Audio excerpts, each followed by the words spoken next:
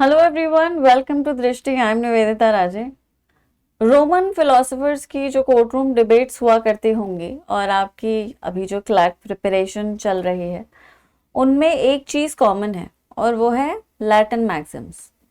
Legal history के hashtags की तरह होते हैं, शॉर्ट, पावरफुल, एब्सोल्युटली एवरीवेयर।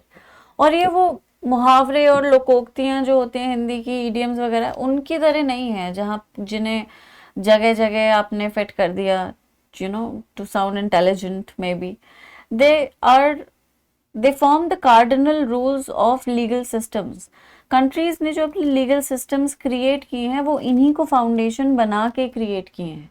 पूरे पूरे लेजिस्लेशंस को शेप करते हैं ये मैक्सिम्स अकेले। That's how important they are. ये फिलोसफीज की तरह होते हैं, they act like philosophies of law. उसी फिलोसफी को इस्तेमाल करके जो गवर्नमेंट्स हैं वो लॉज को क्रिएट करती हैं। ठीक है। अब कौन से मैक्सिम्स इंपॉर्टेंट हैं, कौन से नहीं, ये क्वेश्चन थोड़ा डिफिकल्ट है क्योंकि मैक्सिम्स बहुत ज़्यादा हैं। There are unlimited untold amount of maxims. कितना पढ़ लेंगे आखिर आप। लेकिन कुछ मैक्सिम्स वाकई आपको पढ़ लेने चाहिए। अब वो क्लैट में पूछे जा सकते हैं या नहीं, ये भी क्वेश्चन ऑफ फैक्ट है। But if this CLAT 2025 has taught us anything, it has taught us कि कन्वेंशनल स्टैटिक जीके भी इम्पोर्टेंट है। तो वो लीगल रीजनिंग में 1% ना पूछा जाए, लेकिन जीके में उसके पूछे जाने का चांस हमेशा रहेगा। उसके अलावा जो बाकी के एग्जाम्स होते हैं, जैसे एलेट हो गया या फिर जामिया का एग्जाम हो गया, सीयूईटी हो गया, है ना, और एमएचसीईटी हो गया, तो इस तरह के और बाकी के जो एग्जाम्स हैं, सिम्बायोसिस वाला एग्जाम, स्लैट हो गया, उनमें इनका रेलेवेंस बहुत होता है। तो लॉ को पढ़ते पढ़ते एक तो मैक्सिम्स आ जाते हैं, है ना। एक ट्रिक भी है जो मैं अपने बच्चों को बताती हूँ मैक्सिम्स को सॉल्व करने की। बाकी कुछ 5-6 मैक्सिम्स हैं जो आपको पता ही होने चाहिए हर सूरत में। ओके, तो we are going to discuss 5 among them, 5 most important maxims. अब उनमें से पहला है, वो इंडियन कॉन्टेक्स्ट में बहुत ज्यादा इंपॉर्टेंट है। एक्टिस नॉन फेसिट रियम निसी मेन सिट रिया।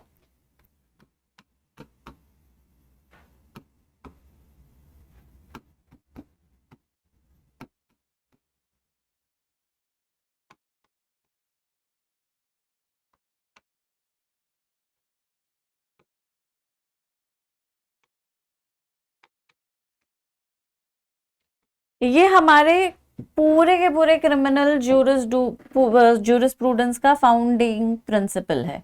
It is the cardinal rule on which our entire criminal justice system rests. ठीक है। और इसका मीनिंग है the act does not make one guilty unless the mind is also guilty. ठीक है।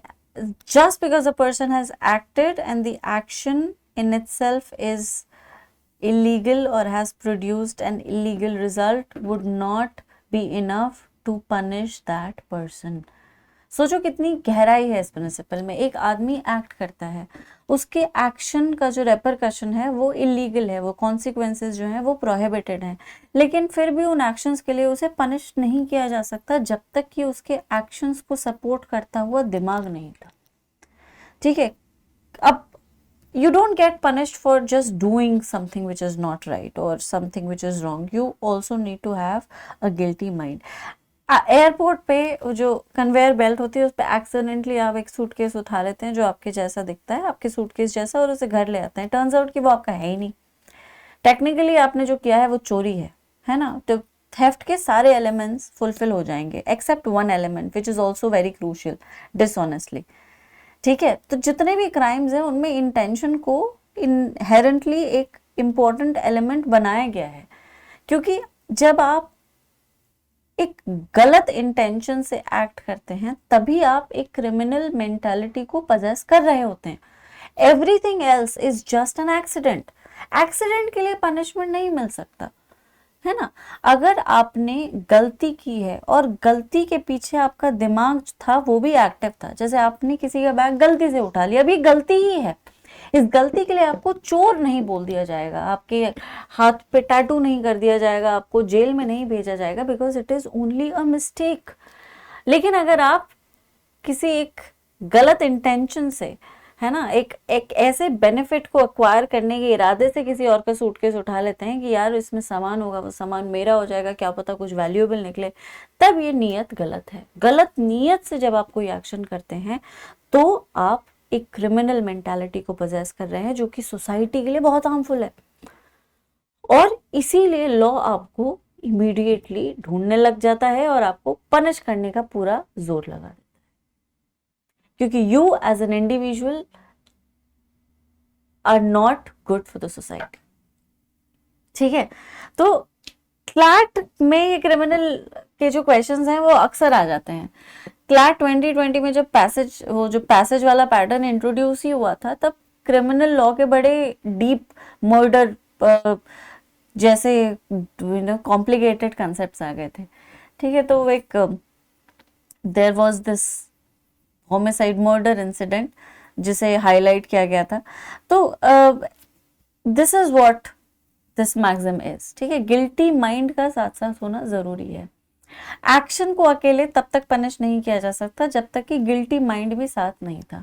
किसी को यूं ही प्लेफुली धक्का दे दिया, ठीक है, वो व्यक्ति गिर गया, उसे चोट लग गई, अब तुमने प्लेफुली दिया था धक्का, तुम्हारा कोई इरादा नहीं था उसको चोट पहुंचाने का, तुम्हें पता भी नहीं था उसे चोट लग जाएगी। तो भाई जब माइंड इनोसेंट है, एक्शन भी इनोसेंट है ना। एक्शन को तब तक इनोसेंट ही माना जाता है जब तक कि माइंड इनोसेंटली एक्ट करता है। लेकिन जैसी गलत नियत आ गई, तुमने धक्का दिया ताकि उसे चोट लग जाए, तुमने उसे पहाड़ से धक्का दे दिया, तुमने उसे बालकनी से धक्का दे दिया, अब तुम्हें पता है चोट लग जाएगी, मतलब तुम्हारे दिमाग को पता था, फिर भी तुमने एक्ट किया। अब ये एक्शन पनिशेबल है क्योंकि तुम्हारी नीयत साफ नहीं थी, क्योंकि तुम्हारा इरादा सही नहीं था। अब तुम क्रिमिनल हो, अब तुम डेंजरस हो, अब लॉ तुम्हें पनिश करेगा। So this is what the maxim means, और ये हमारे क्रिमिनल जस्टिस का आधार है। पनिशमेंट भी गिल्टी माइंड से ही डिटरमाइन किया जाता है। आपका माइंड क्या सोच रहा था, what was your intention, what were you thinking while doing that act would determine the consequences also. आप उस एक्शन को करते वक्त क्या सोच रहे थे, यही आपके कॉन्सिक्वेंसेज को डिटरमाइन करता है। अगर आपकी नीयत सही नहीं थी तो पनिशमेंट, अगर नीयत सही थी, गलती हो गई तो नो पनिशमेंट। ठीक है, इतना और थोड़ा डीप है, ये क्रिमिनल लॉ का बहुत डीप पार्ट है। खैर, दूसरा सैलस पॉपुली सुप्रीमा, welfare of the people is supreme. अब ये मैटर क्यों करता है, क्योंकि यही मैक्सिम है जिसे फाउंडेशन बना के गवर्नमेंट अपने एक्शंस को जस्टिफाई करती है। वो एक्शंस जो कि रेस्ट्रिक्टिव नेचर के होते हैं, वायलेटिव होते हैं, कर्फ्यूज, लॉकडाउन्स, बैन्स, प्रोहिबिशंस, ये सब कुछ इसीलिए जस्टिफाई होता है क्योंकि लोगों का वेलफेयर सुप्रीम है ना। अब एक शहर से दूसरे शहर जाने से लोगों को रोक दिया, सड़क पे चलने से रोक दिया, हर जगह बाहर निकलने से ही रोक दिया, घरों में बंद कर दिया। क्यों? क्योंकि एक पैंडेमिक फैला हुआ है, एक बीमारी फैली हुई है, महामारी फैली हुई है और वो छूने से फैलती है, कॉन्टेजियस है, तो लोगों को रेस्ट्रिक्ट कर दो ताकि वो फैलना बंद हो जाए। ठीक है, ये आर्टिकल 19 को वायलेट करता है। अगर आपको पता है आर्टिकल 19 क्या है, आर्टिकल 21 को भी वायलेट कर देता है ना। लेकिन ये वायलेशन जस्टिफाइड है, क्यों? क्योंकि लोगों का भला इसी में है कि ये बीमारी ना फैले। इसे फैलने से रोकने से क्या करेंगे हम, इसे फैलने से रोकना है तो क्या करेंगे हम, लोगों को घरों में बंद कर देंगे क्योंकि लोगों के थ्रू फैल रही है। ठीक है, तो वेलफेयर के नाम पे हमने ये रेस्ट्रिक्शन लगा दी और इस रेस्ट्रिक्शन को हमने जस्टिफाई कर दिया। तो जितने भी एक्शंस होते हैं which are necessarily violating an individual or a citizen's right are justified on the basis of this, है ना। हाईवे बनाने के लिए लोगों की दुकानों को हटा दिया गया या फिर जमीनों को एक्वायर कर लिया गया, उनको कंपनसेशन दे दिया गया। मार्केट रेट पे बेचते तो बहुत महंगा बेचते, सरकार से कम मुआवजा मिला, सरकार ने इसे डेवलपमेंट के नाम पे जस्टिफाई कर दिया कि भाई वेलफेयर लोगों का है, कि भाई जो कम्यूटेशन है, इंफ्रास्ट्रक्चर, वो सही रहे। Every action of the government which is violative of a person's rights, whether fundamental or legal, is justified on the basis of this maxim. ठीक है, मैं आपको बता रही हूँ, सबसे इंपॉर्टेंट मैक्सिम्स ही पढ़ा रही हूँ मैं आपको। खैर, तीसरे पे आ जाते हैं। उबी जस इबी Remedium, this is the foundation of civil law, where there is a right there is a remedy. Law empty promises नहीं करता, it does not like empty promises, ठीक है। It provides you a remedy only when you have a right. अगर आप law के सामने गुहार लेकर जाते हैं, शिकायत करने जाते हैं, तो सबसे पहले आपको ये चीज साबित करनी पड़ती है कि आपके पास राइट था और वो राइट वायलेट हो गया और उसी वायलेशन की शिकायत करने आप आए हैं, तब लॉ आपकी मदद करेगा। अगर आपके पास राइट ही नहीं था और फिर भी आप शिकायत लेकर कोर्ट आ गए, तो लॉ आपकी मदद नहीं कर सकता, क्योंकि आपके पास कोई राइट ही नहीं है, इसीलिए आपको रेमेडी भी नहीं दी जा सकती। तो अगर राइट एग्जिस्ट करता है तो लॉ आपको उस राइट को प्रोटेक्ट करने के लिए मैकेनिज्म भी क्रिएट करके देगा ही। अगर आपका राइट है और वो वायलेट हो गया है तो आपको रेमेडी भी मिलेगी ही, चाहे वो इतनी सी क्यों ना हो, चाहे किसी ने आपका कान पकड़ के खींच ही क्यों ना दिया हो, वो कितनी ही मामूली रेमेडी क्यों ना हो, अगर आपका हक है तो आपको वो रेमेडी दी जाएगी, आपको लॉ उस रेमेडी को प्रोवाइड करेगा। अगर वो रेमेडी एक्सप्रेसली किसी लेजिस्लेशन में मेंशन नहीं है तो कोर्ट्स रेमेडी क्रिएट करेंगे appropriate according to the circumstances, और फिर वो रेमेडी आपको दी जाएगी। But law makes sure that justice is delivered. And how is justice delivered? By giving you a remedy, by addressing the violation of your rights. That is the way how the whole justice systems work. ठीक है, पूरा का पूरा justice system इसी तरह से, इसी foundation पे काम करता है कि आप राइट के वायलेशन को एड्रेस करेंगे। लोगों का राइट अगर वायलेट हो जाता है तो उन्हें आप रेमेडी देंगे। अगर लोगों का राइट वायलेट नहीं होता तो क्या उन्हें रेमेडी नहीं मिलेगी? नहीं मिलेगी, बिल्कुल भी नहीं मिलेगी। एक स्कूल था, ठीक है, और वो स्कूल जो था वो अपने पूरे एरिया में, नेबरहुड में सबसे इकलौता स्कूल था।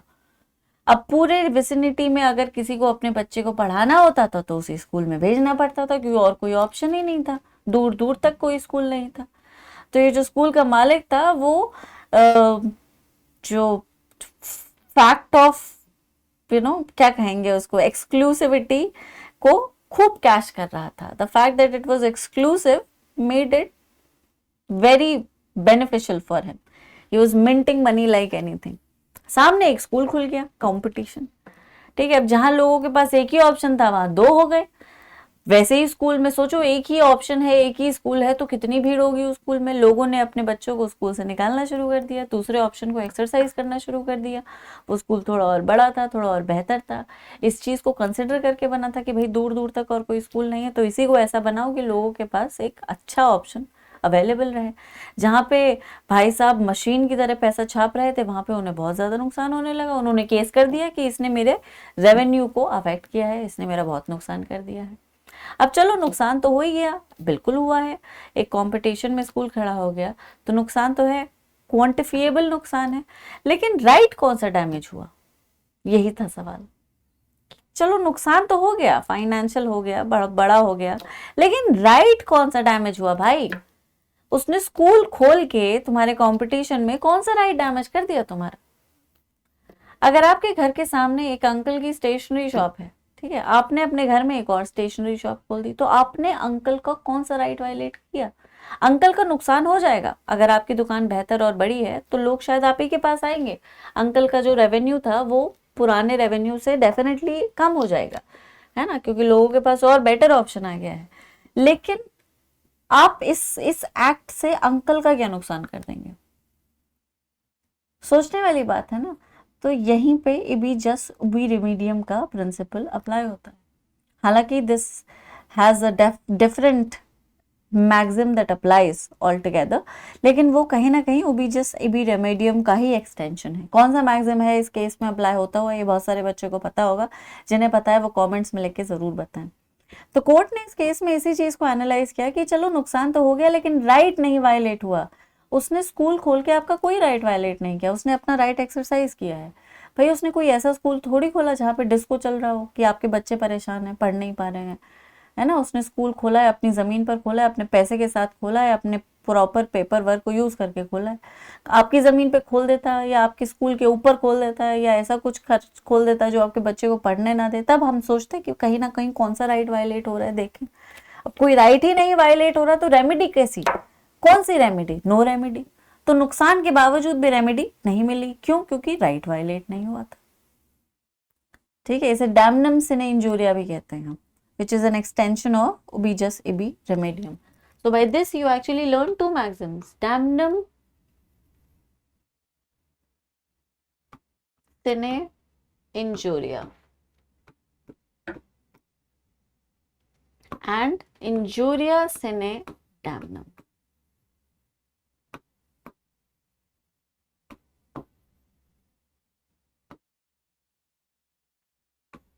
ठीक है, दोनों इसका एक्सटेंशन है। ये है damage without injury. What kind of injury, legal injury, legal right का वायलेट होना कंपलसरी है। यहाँ पे legal injury without any damage, इसका बिल्कुल ऑपोजिट। ओके, अब फोर्थ पे आ जाते हैं, रेस इप्सा लोकेटर।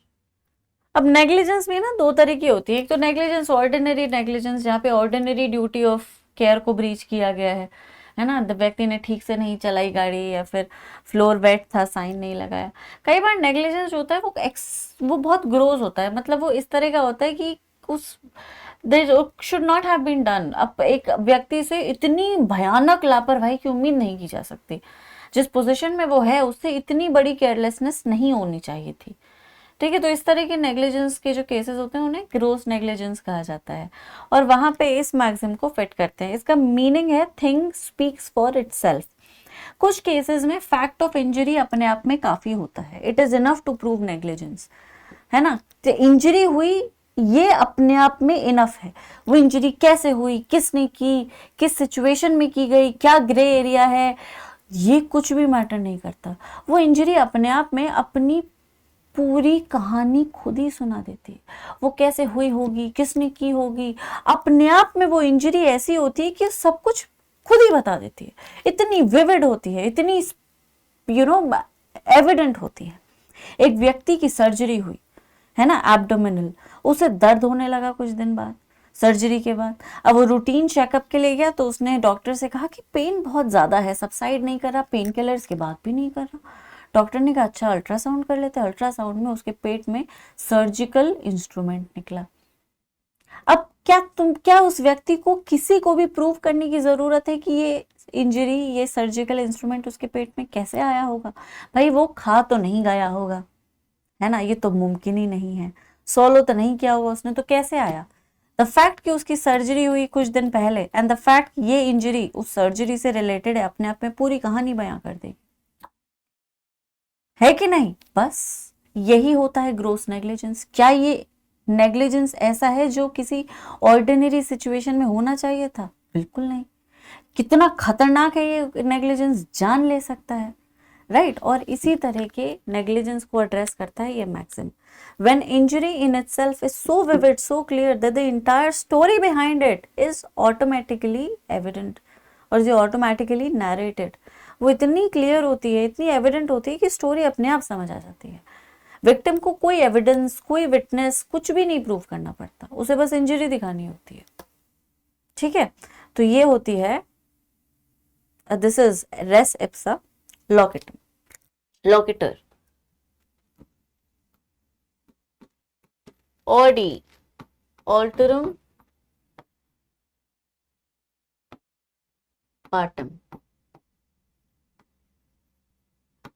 नेचुरल जस्टिस का प्रिंसिपल है let the other side be heard as well. ये नेचुरल जस्टिस का सोल है इनफैक्ट। ठीक है, worst of the worst criminals have a right to present their side of the story. ठीक है, natural justice हमारा जो है वो इनोसेंस को प्रिज्यूम करता है। हम जो भी व्यक्ति कटघरे में खड़ा किया गया है गुनहगार बना के, उसे गुनहगार नहीं मानते, हम उसे निर्दोष मानते हैं। उसकी गुनाह को सामने वाले को प्रूव करना पड़ता है। अगर मैं कहता हूं कि ये व्यक्ति चोर है तो मुझे साबित करना पड़ेगा कि वो चोर है, उसने चोरी की। उसे ये नहीं साबित करना माय लॉर्ड मैंने चोरी नहीं की, मुझे साबित करना है कि इसने चोरी की, क्योंकि माय लॉर्ड तो उस व्यक्ति को इनोसेंट मान रहे हैं, माय लॉर्ड तो मान ही रहे हैं कि ये चोर नहीं है। वो चोर है, माय लॉर्ड का दिमाग जो है उसे बदलने के लिए मुझे एविडेंसेस लाने पड़ेंगे। मेरी बात समझ आ रही है? तो सोचने वाली बात है, अगर ये व्यक्ति इनोसेंट है और इसके खिलाफ पूरी की पूरी प्रोसीडिंग चल निकली है, एक पूरा कारवां खड़ा हो गया है इसको दोषी साबित करने के लिए, तो ये अपनी सफाई में कुछ तो कहेगा, ठीक है? तो उसको अपनी सफाई देने का पूरा पूरा अधिकार है। Even if the evidences are are completely against him, if there are clear cut evidences to implicate him, to associate him with crime, even then he has a right to defend himself. अगर कोई video footage है जो दिखाती है उस आदमी को पूरी शक्ल के साथ कि वो वहां पे था, गोलियां चला रहा था, उस सिचुएशन में भी इसको पूछा जाएगा कि हाँ भाई तुम्हें अपनी सफाई में क्या कहना है। उसे अपनी सफाई को उसे अपनी सफाई देने का पूरा चांस दिया जाएगा, ठीक है? if a student is expelled without even given a chance to explain the circumstances, this is illegal. बहुत नॉर्मल सिचुएशंस में भी इस रूल को फॉलो करना जरूरी है। किसी भी तरह की प्रोसीडिंग हो, चाहे एडमिनिस्ट्रेटिव हो चाहे जुडिशियल हो, वहां पे अगर आप कोई भी जजमेंट ले रहे हैं, एडमिनिस्ट्रेटिव कैपेसिटी में ले रहे हैं, जुडिशियल कैपेसिटी में ले रहे हैं, तो अक्यूज्ड को अपनी साइड ऑफ स्टोरी को प्रेजेंट करने देना आपकी जिम्मेदारी है। अगर आप ऐसा नहीं करते हैं तो आप प्रोसीजर को सही तरह से फॉलो नहीं कर रहे, आप नेचुरल जस्टिस के रूल को वायलेट कर रहे हैं। और ये नेचुरल जस्टिस हर डिपार्टमेंट में लगता है, जुडिशरी में लगता है, एग्जीक्यूटिव में लगता है, एडमिनिस्ट्रेशन में लगता है। इसलिए ऑपोजिशन को पार्लियामेंट में इतनी जोर जोर से बोलने का अधिकार है, गवर्नमेंट को पूरी तरह से कंडेम करने का अधिकार है, उन पे उंगली उठाने का अधिकार है। Both sides are entitled to present their stand, ठीक है? तो आर्टिकल 14 और 21 का ये बहुत क्लोज पार्ट है और इसलिए इतना इंपॉर्टेंट है। नेचुरल जस्टिस से जुड़े हुए और भी बहुत सारे मैक्सिम्स हैं, लेकिन ये अपने आप में बहुत ज्यादा इंपॉर्टेंट है, ठीक है? तो लैटिन पढ़ने की ज़रूरत नहीं है। अगर आपके दिमाग में ये ख्याल आए कि मैम इतने सारे मैक्सिम्स हैं, उन्हें मैं कैसे पढ़ूंगा, क्या लैटिन पढ़ना शुरू कर दूं? नहीं, ठीक है? You don't have to start studying a new language altogether. Latin maxims is just kind of a code जो कि अनलॉक करता है लॉ की फिलॉसफी को या फिर लॉ की थॉट प्रोसेस को, ठीक है? तो ये 5 जो हैं they are just actually the tip of the iceberg. बहुत इंपॉर्टेंट है, लेकिन और भी हैं जो बहुत ज़्यादा इंपॉर्टेंट है। अब आई वोंट सजेस्ट कि आप बिल्कुल तह तक चले जाएं और 1000-1200, it's just 30 to 35 maxims that are important, ठीक है? इससे ज़्यादा वो भी इम्पोर्टेंट है, लेकिन 30 to 35 मैक्सिम्स जो बहुत इंपॉर्टेंट है उन्हीं के आने का चांस रहता है। अगर उनके अलावा कोई बहुत ही अनयूजुअल सा मैक्सिम आ जाता है तो वो किसी को भी नहीं आता होगा, छोड़ दीजिए, है ना? और इसके अलावा जब आप इतने सारे मैक्सिम्स कर लेते हैं तो आपको मैक्सिम्स को डिकोड करने की ट्रिक भी आ जाती है कि भाई मैक्सिम्स को कैसे सॉल्व किया जाता है, वो how do we understand what the maxim means, there is in fact a trick, ठीक है? अब like I said, it is only the tip of the iceberg. Law अपने आप में बहुत डीप है, कंसेप्ट अगर पढ़ने लगे तो बहुत है, इसीलिए गाइडेंस की जरूरत पड़ती है। A child in school can not really understand कि भाई लॉ में मुझे क्या क्या पढ़ना है, कॉम्पिटिशन के लिए अगर मैं लॉ पढ़ रहा हूँ तो मुझे क्या क्या पढ़ना है। That is the reason why you need a GPS। I am the GPS, Drishti judiciary is the GPS। तो सोच समझ के डिसीजन लें। बाकी अगर आप खुद में सशक्त हैं, आपको लगता है खुद कर लेंगे तो बिल्कुल कर लेंगे, है ना? जहाँ चाहा है वहाँ रहा है। तो आज के लिए इतना ही सेशन में। अगले सेशन में इसी तरह का कुछ इंटरेस्टिंग डिस्कस करेंगे। तब तक आप सब अपना ख्याल रखेंगे। Thank you so much everyone. Bye bye.